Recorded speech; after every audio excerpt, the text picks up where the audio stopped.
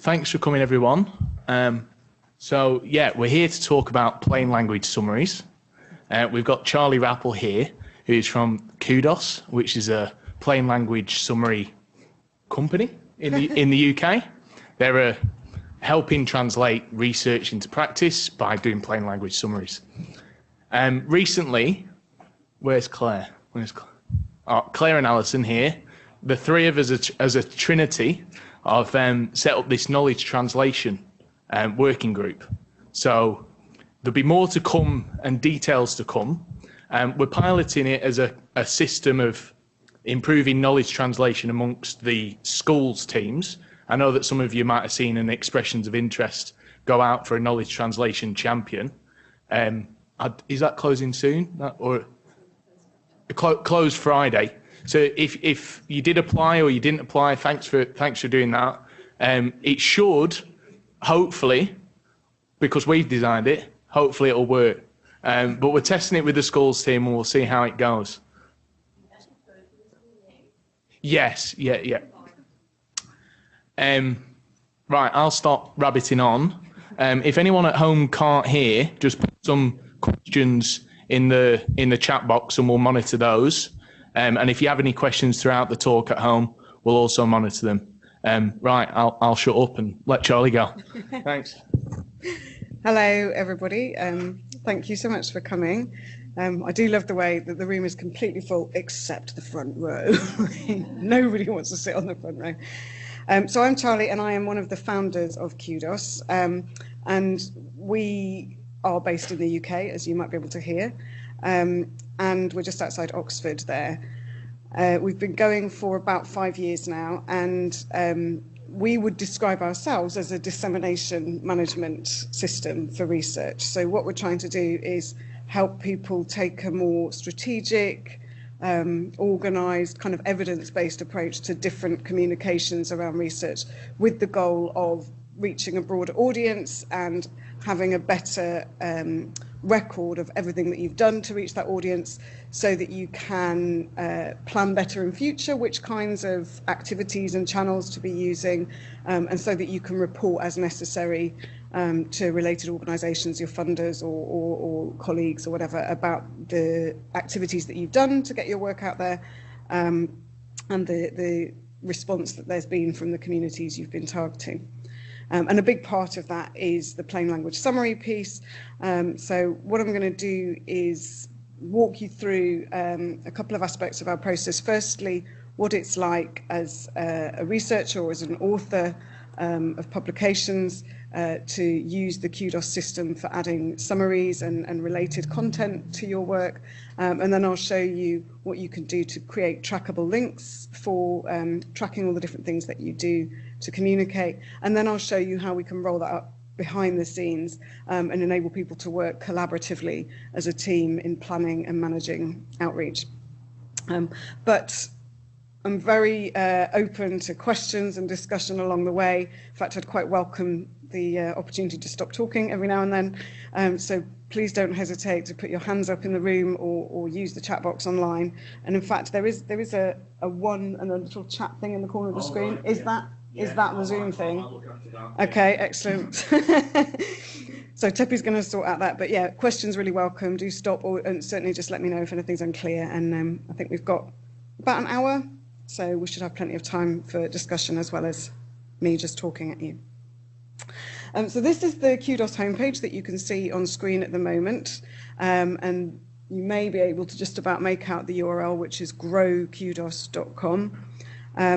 And if you go there, you can register for free. So this is a free service for any individual to use. It's only the collaborative and group and institutional reporting and so on that is a paid for service. So anyone can sign up for free. We've got about 250,000 researchers already signed up and using this service. And medicine and medical health professionals and researchers and practitioners make up about, I think it's about 30% of the 250,000 using the site. When you go to that registration option, you see this is the registration page, and the main thing that I would want you to take away from that is it's really easy and there's not much information that you have to put in. So it's just stick in your name and your email address, choose your password, and away you go. And then once you have registered, you can find your publications. So at the moment, our service is oriented around existing publications that you've got out there, so journal articles, book chapters, working papers, conference proceedings. And at the moment, we're structured around anything that has a DOI. Is anybody in the room not familiar with the concept of a DOI? Wow, okay. Oh, sorry, and when I say in the room, I do mean online as well. Awesome, so everybody knows about DOIs. If you've got DOIs, you can find your content in Kudos, and you can do that in one of these three ways. The easiest one actually is to connect up your ORCID account. Anybody heard of ORCID? Anybody got an ORCID? Awesome. So if you have an ORCID and you've already added publications to that profile, then you can just connect that up with your Kudos account, and we will just automatically pull in everything that you've had added to ORCID. And when you add things to ORCID in future, we'll pull them in as well. So that should save you a bit of time and effort. You don't have to do that twice, both for them and for us. If you don't have an ORCID, or if you've got things that you haven't put on there yet, then you can also just use our system to search for your publication, either by DOI or with your name and keywords and so on. And again, what we do then is pull in the information from your article, so like the title and the author list and your affiliations and stuff. We pull all of that in from a service called Crossref, which runs the DOI business. So again, you don't have to type that all in. You just give us a few keywords, click on the thing that is yours, and we'll just pull that in for you. And then what you're going to end up with is a page like this that we call the publication profile page, catchy. And if you were arriving on this for the first time as an author, it would be blank, and you would be claiming the publication up at the top right here. And then this is the plain language summary piece of our process. So the information that you see in this sort of pale grey box up here, that's the formal journal article title, or the journal name, or the book name, or whatever. That's the information that we've pulled in. The information in the white is what you're going to add as part of this process. And there's firstly three main pieces to that. This one here in the big text is what we call the short title, but it is sometimes longer than the original title. So it's arguably an alternative title or a simplified title. And the idea is that obviously when you have written the paper or the book, you're going to have used language specific to the field probably, and that may or may not be that friendly as far as broader audiences are concerned. So to help a wider audience of people find the work and help it show up for them in search results for sort of non-specialist search terms, that's why you're creating this alternative title. And as an aside, as well as helping you reach broader audiences, shorter titles are also correlated to higher citations, probably because they show up higher in search rankings in things like Google. So if you've got the main words about that paper at the beginning of a phrase rather than later down a really long phrase, then Google ranks it higher. So having a short title in the language of the people that are looking for your work is good for them, and it's good for you as well in terms of a broader audience finding it and hopefully more academics citing it. And then once you've done your alternative title, you're going to answer these two questions: what is it about and why is it important? And the reason we structured it like that is that when we started researching and setting up Kudos, we did a lot of work with academics and talking to them about how would you manage to keep up better with all the literature in your field. And people said, oh, if everything that I'm supposed to be reading came with a summary of what it's about and why it's important. We're like, okay, that's two pretty good questions to ask then. And we kept it structured with exactly that language rather than sort of asking for a lay summary or an impact statement, because we want people to be thinking in that kind of plain language mindset. Like if somebody comes up to you and says, please give me an impact statement relating to your work, you're going to give that statement in the sort of language of people who might use the words impact statement. Where if someone comes up and says, well, why is it important? You're going to speak to them like a human being.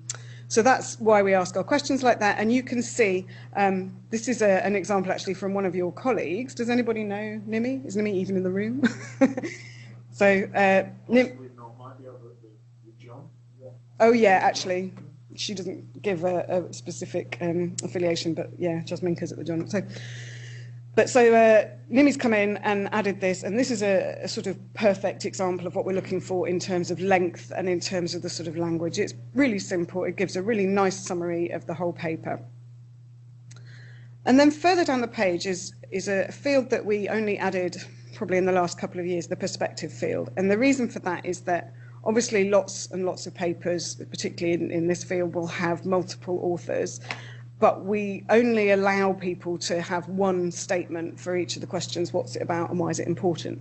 Because if 20 authors come in and answer that their own way, that sort of defeats the object. So although you can all come in and with your colleagues, you can all edit and collaborate on the answers to those questions, you can't each add your own one. And that was why we then added the perspective field, because obviously you may still have your own point of view that you'd like to bring out here. And so every separate author gets their own perspective. And what's been really interesting since we added that is the really lovely sort of stories behind the research that come out here. And this is another nice example here. We get people talking about what inspired them to do the research, or how they got into the field, or who their mentor was at the beginning of their career, and how grateful they are to that person. All kinds of little stories come out, and this is particularly helpful for colleagues around you, or indeed yourselves, if you're trying to get research picked up by the media, or kind of again out there to broader audiences through other channels. If there's a bit of a story, a bit of a hook on which people might hang some press coverage or something like that, then that's really going to help it on its way in that direction. So the press offices and kind of communications people that I know love these fields, because it takes them behind the research and gives them something that they can pitch when they're talking to journalists. So that is the main body of the explaining and plain language piece of the process, an alternative title, statements about what it's about and why it's important, and then you can also add a sort of personal perspective. The other thing that you can also do, let me just find my tab where I've got it open, is add resources relating to the work. So this again is something that we put in based on sort of by popular demand. People had lots of information, either that had happened prior to publication, like other objects and outputs from the research process that they wanted to share, data sets or code or slides and so on, or images, or things that had come into existence after the paper was published, so like press coverage or feedback or whatever. In this case, it's an article in The Conversation. Everybody familiar with The Conversation? Yeah. And a couple of other bits of related materials here that the author wanted to join up with this publication. So that's another thing that you can do in Kudos. If you have other types of object and output that they're not referenced in the article maybe, but you kind of they're all part of the same project and you want to join them all together, you can use Kudos to be a kind of hub for all those bits and pieces of information, and you can keep updating both those resource links and the plain language summary even long after the article is published. So as new things come into existence that you want to connect up, or as the importance of the paper maybe starts to evolve as other things happen in that field or in that area of research. So you can keep updating all of this. And what I'm looking at here now is the author view of those same pages. So this is the behind the scenes. Once you have claimed that publication and set to work on it, this is the form effectively that you're going to fill in to do that. So here's where you've got the field where you add your plain language title. We give you examples of the sort of length and tone and level of language you want to use there. The social strategies of baboons paper is very interesting. You'll be pleased to know it's all about how baboons are quite nice to each other in the morning because they know they're going to be grumpy later in their day, and they're sort of building up goodwill. We're very like baboons, aren't we? This is where then you add in your what's it about and why is it important, and again you've got examples that you can look at just to give you a steer of what kind of thing to do. And again, even when you're writing your perspective, you've got a bit of a steer. This is one of my favourites, actually. I hope this article makes what people think might think is a boring and slightly abstract area like health economics, maybe kind of exciting. Bless him. So that's the first part of your process done. You've just got those 4 boxes to fill in, and you have added your plain language summary. And that is immediately going to be live on the Kudos site, where it's indexed by Google, where it gets syndicated off into publisher websites and into sites like Europe PubMed Central. So once you've added it here, it's already starting to make its journey out there into the world and find an audience. But the next thing that we then really encourage you to do is to do some dissemination of your own. And I feel very strongly that nobody is better placed to communicate their work than the people who've done that work. You know what audience it's relevant to, which people might be interested in it, and you have much greater kind of credibility in communicating your work than anybody else who might do that on your behalf.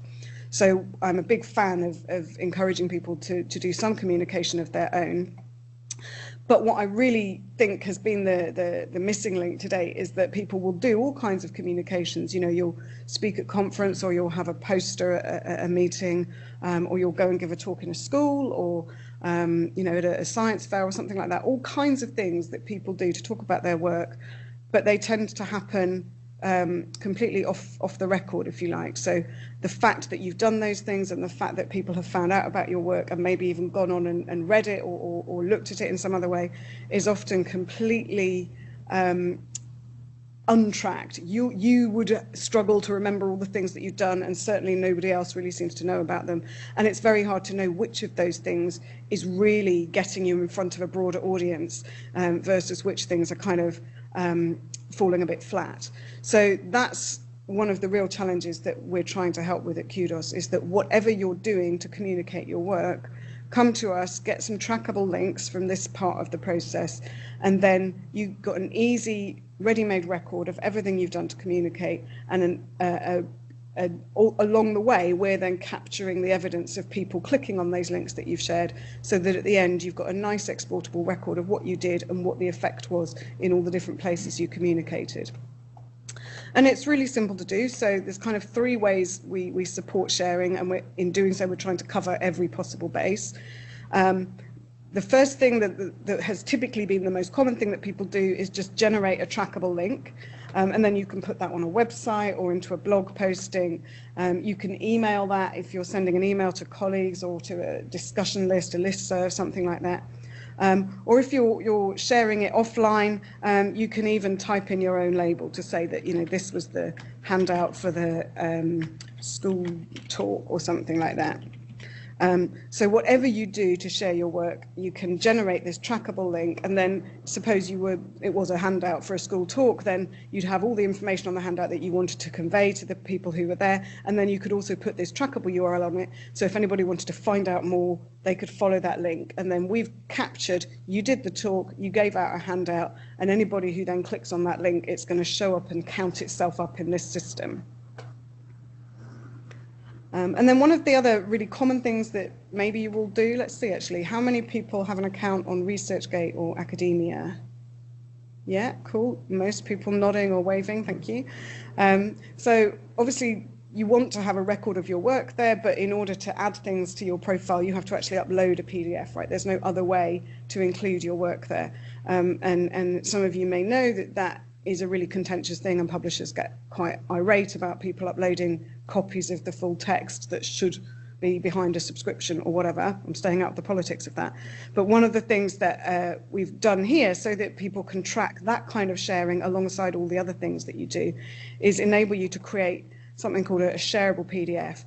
So at this point, if I hit the button to create a PDF, it's going to generate one, and when we open that, you can see that is a PDF version of one of those publication profile pages that we were just looking at.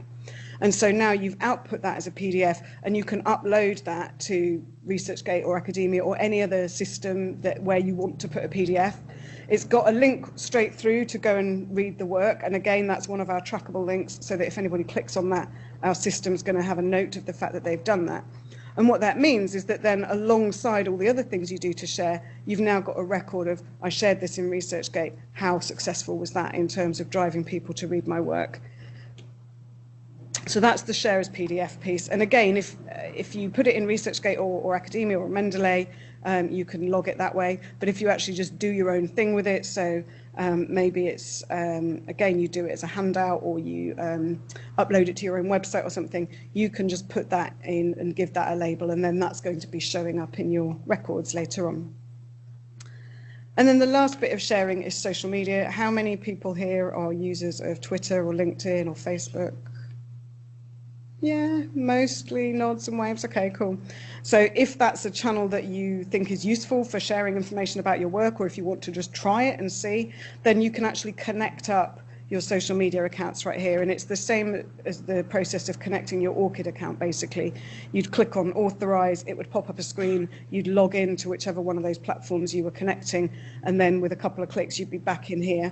And then you could just type directly into the box on Kudos, and we will append that trackable link, and then it will post itself into whichever 1, 2, or 3 of those services you've asked it to post to.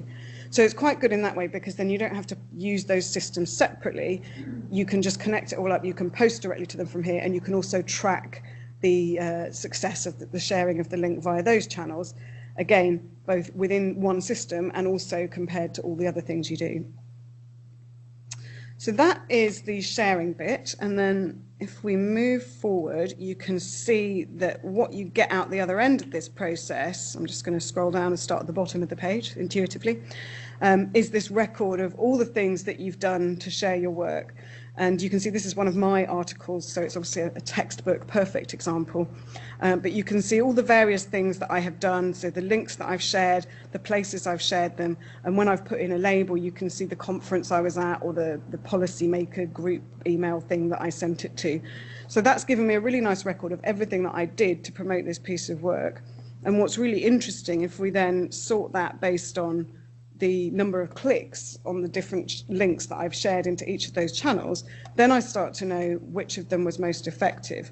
And what's interesting to me, and generally you'll find this when you're doing your own sharing, is it's not always what you expect that comes out top of this list. So in amongst the things that I did, I put it on my Researchgate account.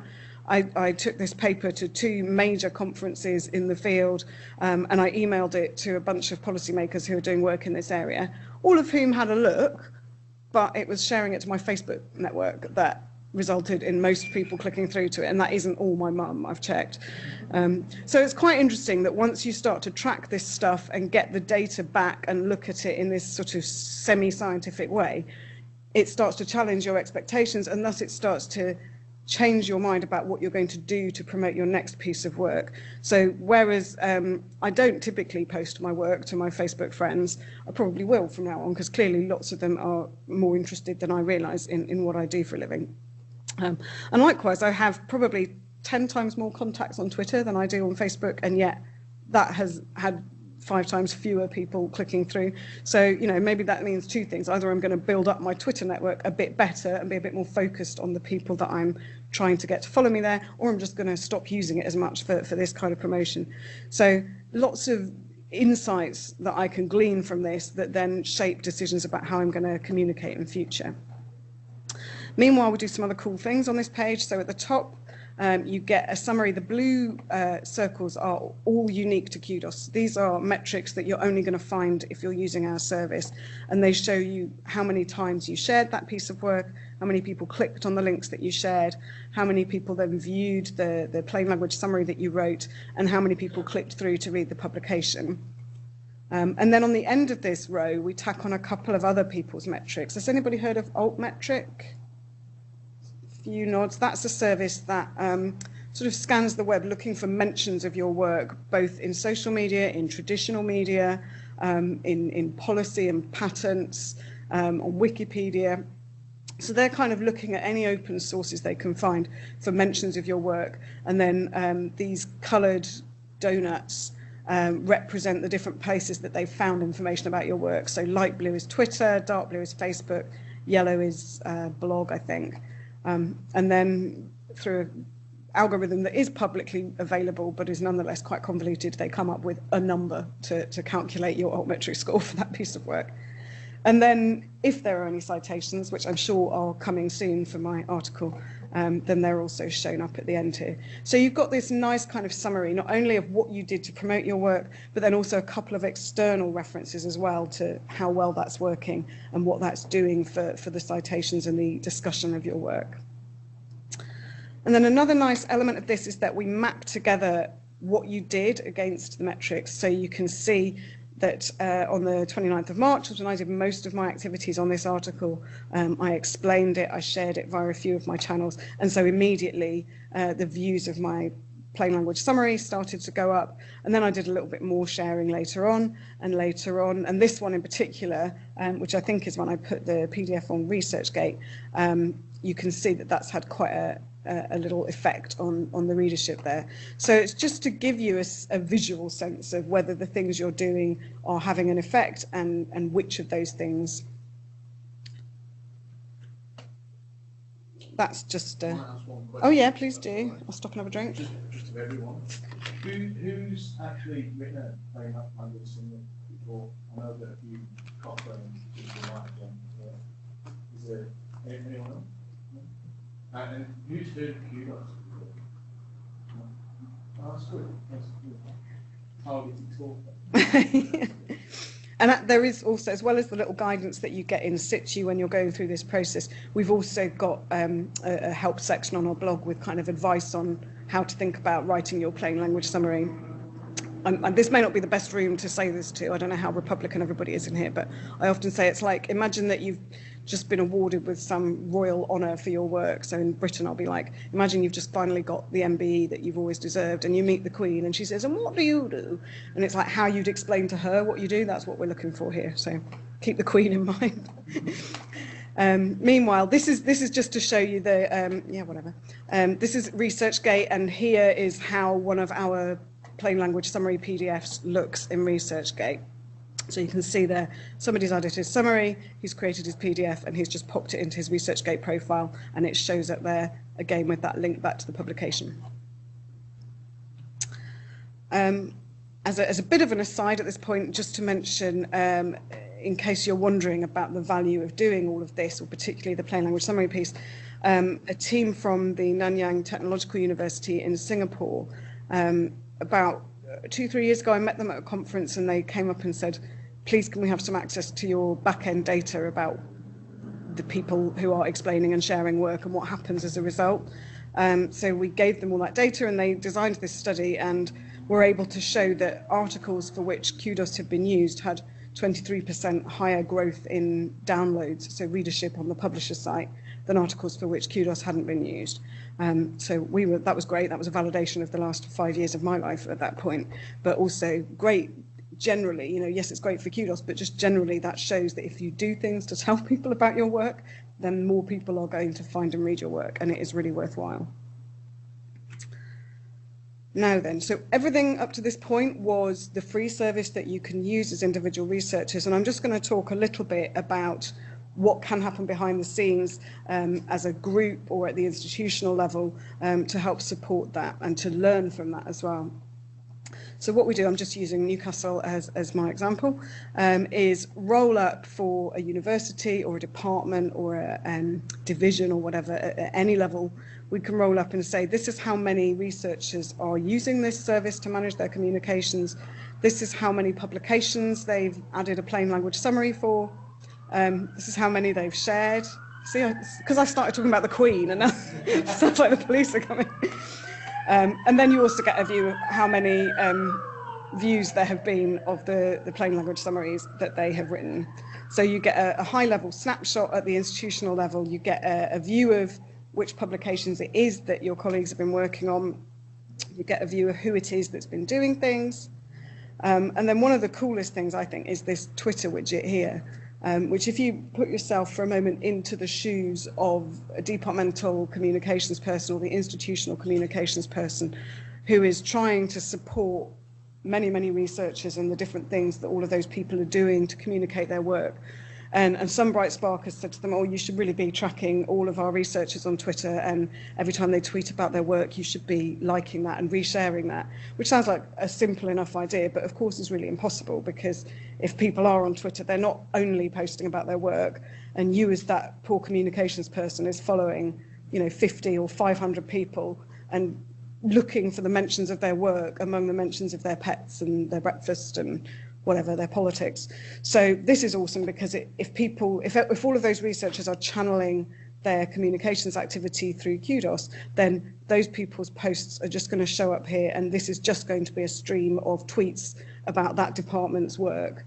And then it's really easy for those comms people to come in and like it and retweet it. So everyone wins, really, because it's easier for the communications person, plus you as the person who's tweeting is more likely to get a retweet by your institution or your department or whatever, which is going to help you reach a broader audience. And then behind this kind of top-level summary of everything that's going on with a group or a department, there are lots and lots and lots of reports about the people involved, so just things like their career stage or their subject area, the publications that they've been promoting, what they're doing, and what effect that is having. So there's loads of data being captured and shared at the group level. And I'll just skip through some of these things so you can see these are all the things that people have been doing. You can sort all of these reports to look at, who is it that's really, really active, who are the people doing most of the activities in this list, because those are the sort of super users who might be able to help inspire or train colleagues and so on. And it shows you which of the publications that people have been promoting have got the highest number of views, which might give some insight into work that's attracting a lot of attention. Maybe that wasn't previously understood, and so you've got a nice report of what's being viewed a lot, and also which things people have done to share have been most effective. And again, that's really helpful, not only for being able to sort that and look at which channels are topping the list. So again, quite interesting, all of the top 4 shares at Newcastle are shares via Facebook, but you can then also see who it is that's always getting a lot of response to their efforts. And they might be people who are particularly savvy at building a network, and again, they might have hints and tips they can share with colleagues. Meanwhile, so again, now I'm going to stop for a moment. Everything up until this point is our existing services. What I'm just coming into for these last 4 screens is some new stuff that we're developing over the next few months, and for which we're currently looking for groups to help have early access to this and help shape the development of it, which is what we've been talking to Tepi about. And the main directions of change for this are, firstly, that you'll be able to start using this process for explaining work and managing the dissemination of it. You'll be able to start doing that for any kind of research object or output. So you won't need to wait until you've got a publication for a project. You'll be able to start managing your communications efforts much earlier on. As soon as you've got something that you're talking about publicly or willing to share, maybe a data set or some slides for a conference or something, you'll be able to start adding a plain language summary and then generating those trackable links to manage whatever kind of sharing you're doing. So that's quite pivotal. That's something people have been asking us for a long time, getting earlier in the process, and also just, whatever kind of communication object or materials you have, you don't have to do this all based on publications anymore. Another really exciting change and pivotal is that you will be able to start grouping things together. So you'll be able to say, these 2 publications, these 3 data sets, those slides, those 5 images, they're all part of one grant, they're all part of the same project, and I just want to indicate that. I want to cluster them all together and then do a plain language summary of the whole project rather than for each of those items by themselves. So that's another new thing that we'll be able to do, is cluster things together and communicate about a group of objects. Equally helpful, I think, is that you'll be able to work more collaboratively to do this. So if there's a group of you, as there probably will be, you can sort of do things together on our current site. You can add those perspectives where each of you has a voice, but you don't get much visibility of what everybody else is doing. Going forward in this new phase of development, you'll be able to work as a team right from the beginning to start planning the dissemination activities, to share out tasks once you've agreed what is going to comprise the KT plan or the dissemination plan for the project. You'll be able to indicate who's doing what, and then you'll have a central dashboard with a view of all the things that everybody's agreeing to do. So, you know, this is your to-do list for the day. You've said you're going to write the press release, you're going to be talking at a conference, you're going to add an image and so on. Those are all the things that you've agreed to do. And then down here, you can see what other people in your team have agreed to do and what things they've already started doing. So you get a complete view of the overall plan of all the different things people are going to do to help communicate this work, as well as your own to-do list that you've committed to.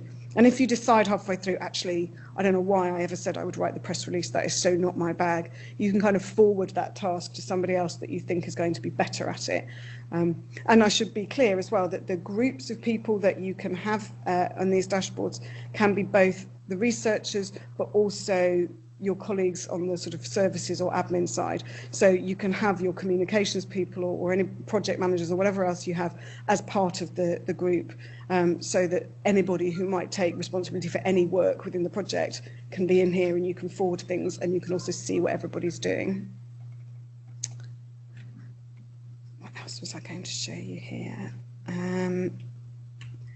One of the other really cool things is that obviously there are different audiences that you're targeting with your work, and if you indicate to us during the process of setting up the plan, the dissemination plan or the KT plan, that you're seeking to reach specific audiences, you know, educators or policymakers or patients, publics, we will firstly help you convert your plain language summary into a briefing for those audiences. So we'll kind of help work you through a slightly more, a lengthier or more granular template. So as well as kind of just what's it about and why is it important, we'll help you work through a template that goes through a few more questions that a journalist would want to answers to, or a policymaker, or somebody in industry, or one of those different audiences. And then you'll have created a briefing for that audience, which will go then into our showcases. So we're setting up showcases for all of those different types of audiences that you might be targeting. People will have to register to read in those showcases. They'll come in and they'll be looking at, you know, this is the field that I'm interested in, maybe even specify which region they're in or which region they're interested in, and you'll have been able to indicate that your work has relevance to specific regions potentially. And so they will be coming in and finding content and looking at content in here. And then at the other end of the process, you will get a record of who is reading your work. So you'll have told us that you're trying to target policymakers, you'll have written out a briefing, we'll have put that into our channel for policymakers, and then you'll get a report on how many people in that channel looked at it and which people. So then you're starting to get your kind of, what I like to think of as the kind of breadcrumb trail towards the potential impact of the work, because you've got a record of people that looked at it, you can break that down and see what kinds of people they were, and maybe in 3 months or 6 months or at the end of the project or whatever, you can go back to these people and communicate with them through the platform to say, can you tell me what happened next? You know, I saw that you were interested in that piece of work that we did. Did that influence something that you're doing? And then they might come back and say no, or they might come back and say, actually, yeah, and I cited it here, or you know, what we did was change an aspect of how we recommend this or that to people or whatever. So you'll have some way of following up with people to see if something has happened as a result of your work. I'm conscious of time, and I think I've shown you an awful lot and talked like a running river for quite a while, so I'm just going to pause for a moment. But suffice to say that that's something that I'm really excited about. As you can tell, it's the next phase of work that we're doing. And if you're in a group that is tasked with trying to track your dissemination, or tasked with reaching broader audiences, and worried about how you're going to do that and how you're going to keep a hold of all of that, then we'd be really interested in talking to you about participating in this next phase of our development. Thank you. Thanks, Charlie. Thank you.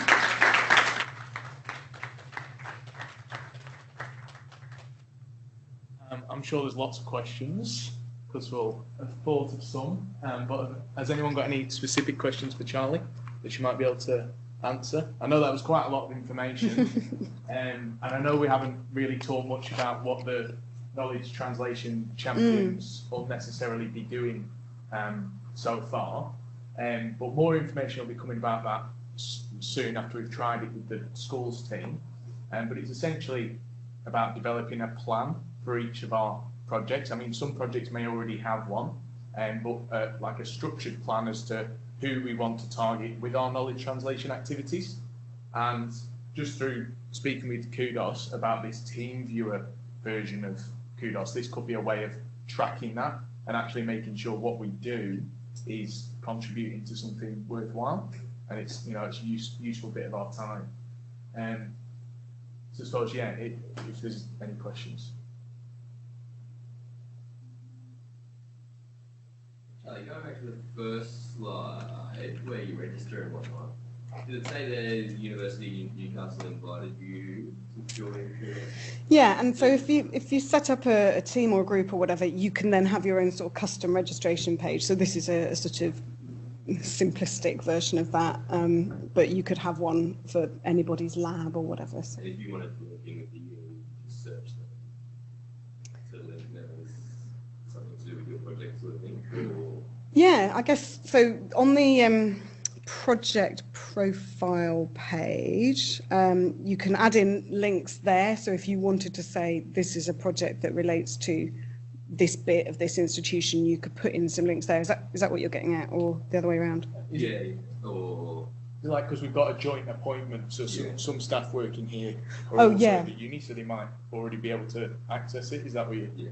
Yeah, and to be fair, so there's you can register for free regardless of whether or not. So our regular registration page just is exactly this, but without the picture and the text. And I think it's just because I've done it in here that it's come up with that. But yeah, it doesn't. You don't need to have any kind of affiliations on that page. That is then slightly separate to then the project, the team bit, where there will be a number of seats that have been licensed for the team, and those will be dished out to people via email, and you'll have your kind of magic link that gets you that seat, which is slightly different to just having your free account. There was another question, wasn't there? Sorry, put you on the spot. So there are costs associated with the team version, that's right, isn't it? And it's kind of tiered to how big the project exactly. team The bigger the be. team, the less it is per head. Yeah.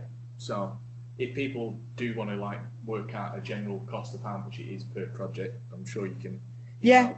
I mean, it starts at £200, so about 400 Australian dollars. I think that is at the moment, roughly that per person in the group to begin with. But as soon as you go up over 10, it starts to go down on a per head price. And that's per year. Yes. Yeah. So, but again, like the free version, we can try and give a go and see whether we can write summaries, and we can build that into our plan almost instantly. Some of the schools teams that are doing it can build that straight away. Any other questions, Charlie? Whilst we've got us, she's flown all the way from England. Just for this. Yeah. It was an expensive. Say it again. Online questions might do. It's a good suggestion. Sorry, I haven't forgotten about them. No, it doesn't look like it. Any from at home or the other sites? Well, we'll wait. We'll maybe wait a minute just in case one's being typed out eagerly. Yeah. So you're travelling around now, a few different places. I'm off to Canberra in the morning on a flight. Which just looks like it's basically my private jet, as far as I can tell. It's this tiny little plane. I'm in like the front row, so it's quite exciting. What are perspectives comment box? That's only for the authors or collaborators. Is that right? Yes, that's a good point. So yeah. And is there any sort of opportunity for, so sad, I've read this one, which summary is really interesting, and maybe I want to ask a question. Oh yeah.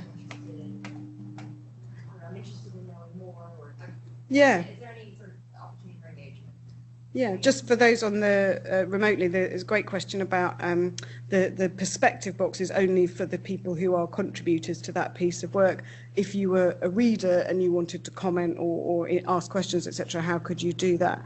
That isn't something that we have at the moment, but it's exactly the sort of thing that we're considering for this next phase of development, and that's why we want to work with research groups as early adopters to get people's input as to whether things like that are likely to be useful. So.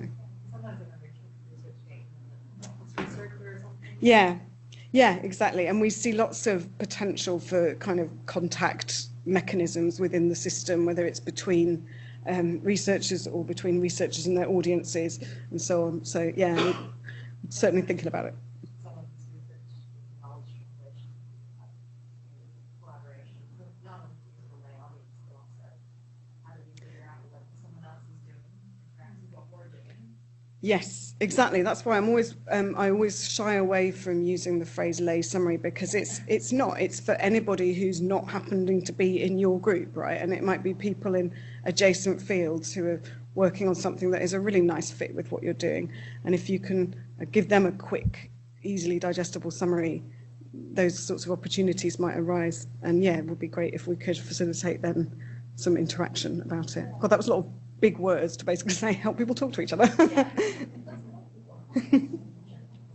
There is one from the floor, so I might ask it, is can it help create things like infographics? Oh, another good question. Of course, like one of my colleagues, I have a colleague who is obsessed with the creation of infographics.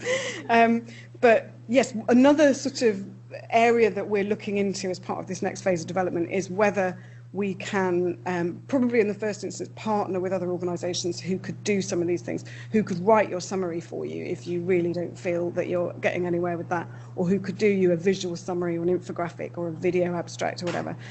We have a couple of organisations that we have partnered with in the past to do some kind of pilots around this, and they've been really interesting actually. There's one organisation called Research Media who do beautiful infographics, just really cool, classy, fun things that you can, you then see them pinned up on the wall in, doctors' waiting rooms and things like that. So yes, I think that is something that we would probably have. It would have an associated fee, but it would be something that you'd come into your dashboard and there would be a bunch of options like that. That do you also want to do any of these things? And then we would again facilitate the interaction to enable that.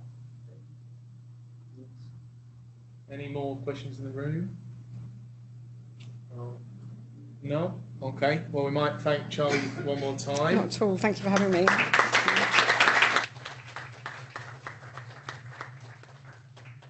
The knowledge translation working group will trying to aim to do little things like this every so often. It's going to mainly be for everyone across population health, across all the sites as well.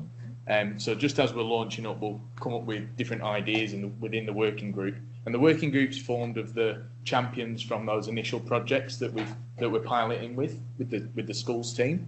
But if anyone's got any, great contacts that we might be able to get in for another similar talk like this, or wants to hear a specific topic to do with knowledge translation, then just speak to any one of the working group, which is initially Claire, Alison and myself.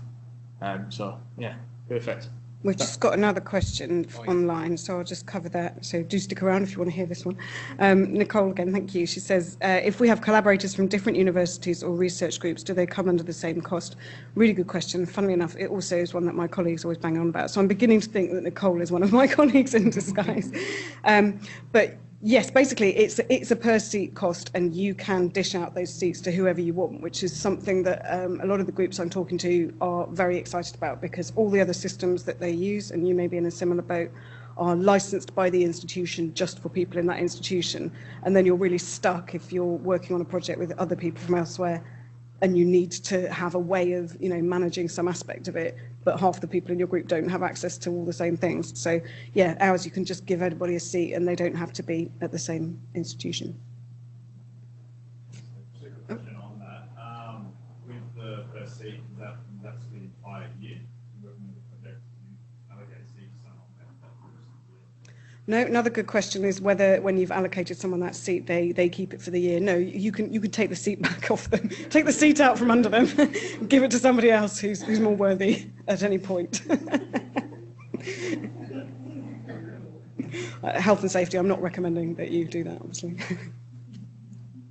Cool. All right, I think we're done with questions online and done with them in the room as well. Thank you again, everybody. Thank you. Thank you. Thanks.